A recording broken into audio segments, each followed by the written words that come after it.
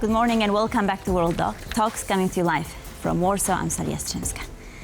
The EU has just passed its 18th package of sanctions against Russia. It includes a ban on transactions with over 20 Russian banks, the Russian Direct Investment Fund, and prohibits any use of the Nord Stream pipelines.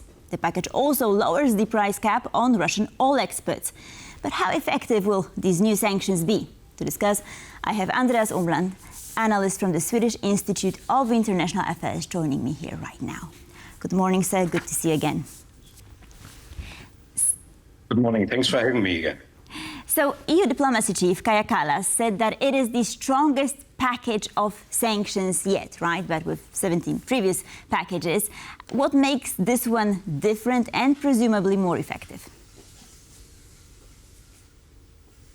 I'm afraid we will have to see, because indeed on paper it looks impressive, but the question is how Russia, and to which degree Russia may again find ways to circumvent the effects of the sanctions. The oil price cap is something important.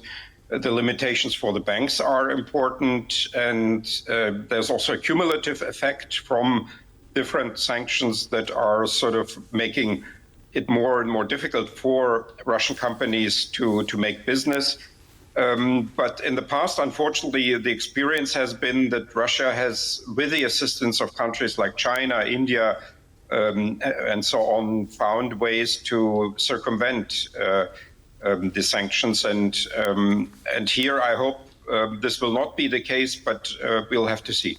Right, but I mean, does this package of sanctions include measures to perhaps close some of these loopholes that were being used, or crack down on sanctions evasion somehow? Yes, that is one of the purposes of this package. And in fact, it was already from this also a purpose of the previous packages.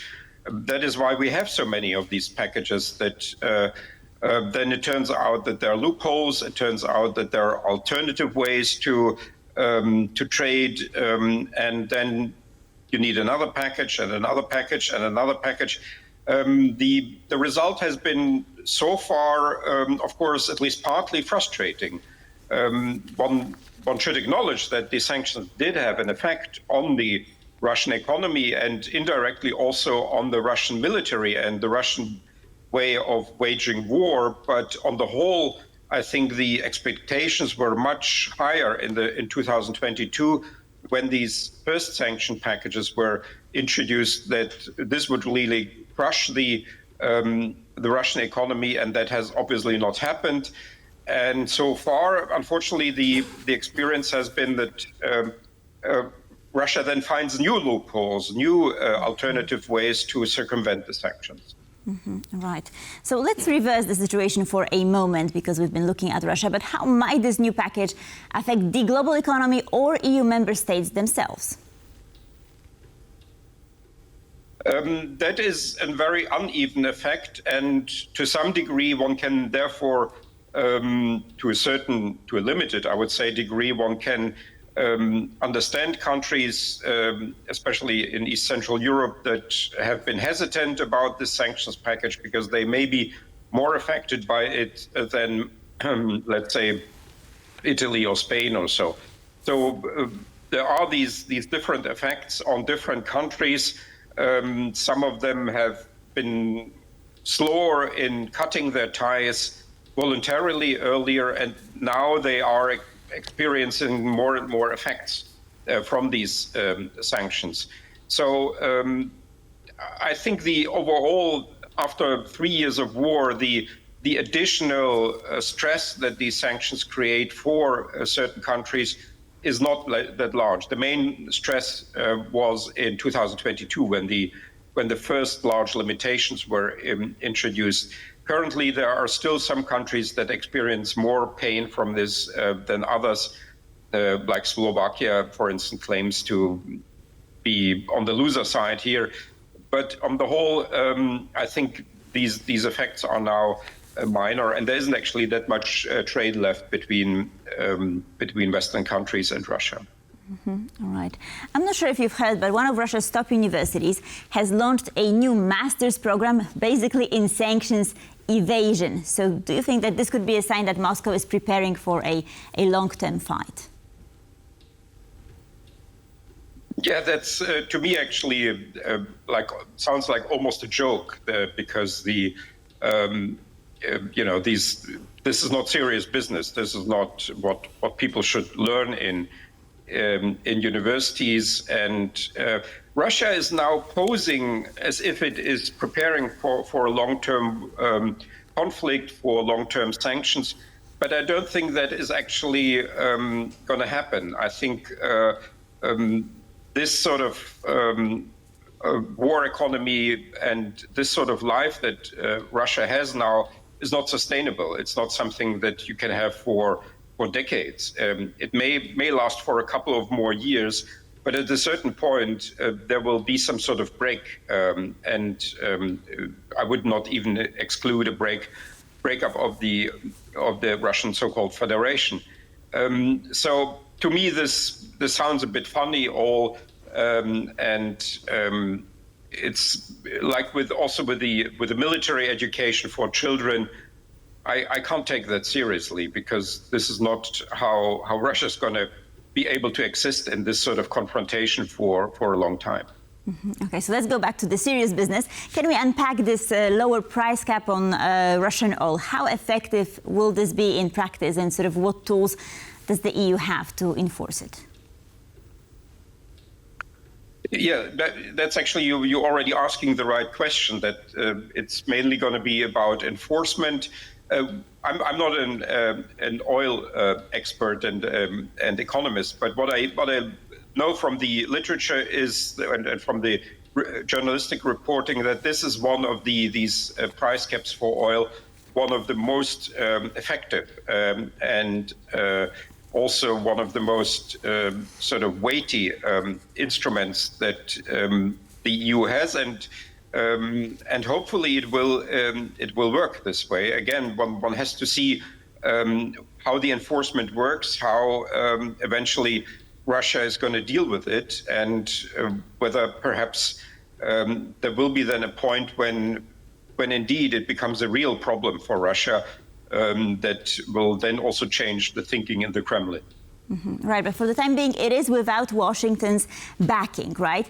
Well, and of course, that would be an important factor. So do you think that Donald Trump will come around eventually? That would be great, but it's unpredictable. Trump is in general a rather unpredictable person, and the signals he's sending are very contradictory and inconsistent. On the other hand, one has to say that in general, I think this whole issue is somewhat overestimated because Russia is a relatively small economy in spite of the huge size of the country. And also, for instance, the Russian-American trade is very small, the remaining trade. It was already small before the sanctions. And so the question is here how much the US will actually assist the EU in pressuring third countries with secondary sanctions to limit their or to cancel their trade with Russia. And I'm not sure that the US is ready to do that. The EU will here have to deal or have to approach this problem assuming that the US is not going to be much of an assistance as long as Trump is president. Mm-hmm, mm-hmm. And you've hinted at the size of the Russian economy. So what real impact will this new package of sanctions have on Russia's revenues, particularly oil revenues? Again, I can also only say we'll have to hope that this will have an impact because we had these predictions already in 2022 that the seemingly then very large sanctions packages right at the beginning of the large-scale invasion would crush the Russian economy. Hopefully this will now happen in one way or another, but so far there have been many people around the world who have taken actually advantage of this situation. Many companies, countries that are profiting in a way from the Western sanctions because they then can make deals with Russia that they were not able to make before. And here this may again be a problem that at the end of the day, Russia will, with partly perhaps illegal means, circumvent the effects of the sanctions. Right. Could you perhaps give us an example? Because I was intrigued by what you said. Of those profiting from what we have, I'm not sure about the oil. You know, we have these reports that oil is being then pumped into other tankers and mixed with other oil, and then you cannot really distinguish the oil from Russia anymore. And there is this big issue that there are entire economies, those, for instance, of Central Asia or of the Southern Caucasus, that are benefiting greatly from the sanctions because they have become hubs for this indirect trade with Russia. So you go then to Kyrgyzstan or another Central Asian or South Caucasian country, and then you sell something there, and then it becomes then transferred to Russia because these countries are in a free trade zone within the Eurasian Economic Union with Russia, and then eventually stuff ends up in Russia that was actually sanctioned. But basically everybody knows that much of what is today sold into member countries of the Eurasian Economic Union will end up in Russia. Right, but I mean, this sanctions package also targets over 100 Russian ships in the so-called shadow fleet. So do you think that this will curb Russia's ability to keep exporting oil, or will they find some other way? Yes, I have this hope, and this has finally been acknowledged as a main issue, as a main instrument that Russia is using this shadow fleet for sustaining its oil exports, and the oil income is really something rather important for Russia. And apparently there are already effects from previous sanctions packages on the Russian budget. We know now that there are deficits, and that Russia has started to printing money, which will lead to inflation, and eventually, hopefully, we will get a situation in Russia where Putin will be forced to negotiate, and if he is not careful, that could end up in a major economic crisis. And if that then, let's say, combines with military defeats in Ukraine, that could actually lead to state crisis, to a corrosion of the Russian state, as we had in the last century twice, with the Tsarist Empire and the Soviet Union, and then eventually the breakup of the country. What about some other measures? I mean, like some, for instance, including Poland's foreign minister, have been quite fond of using frozen Russian assets in Europe, and most of them are in Belgium, if I'm not mistaken. So do you think that this is an option when and if this could happen? Yes, it should have been an option already in 2022, and I'm surprised that this money is still lying there, dead, unused. And to me, it's very clear that this money will never return to Russia. This is now frozen. It will never be given back. I cannot imagine a situation in which it will be returned to Russia. So why not finally use it instead of and give it to Ukraine mainly for defending itself, for conducting its defensive war? Apparently, there are fears that this could damage then Europe as a financial market for countries that are outside Europe. But do we really want to have such amounts in Europe from countries that behave like Russia? I mean, that is the question. In a way, the European Union would in any way not be able to take in such money in the future, which will be so dirty as the Russian money now is. Absolutely, and we have to conclude here. Thank you so much, Andreas Umland, analyst, Swedish Institute of International Affairs. Thank you for joining us this morning. Thanks for having me.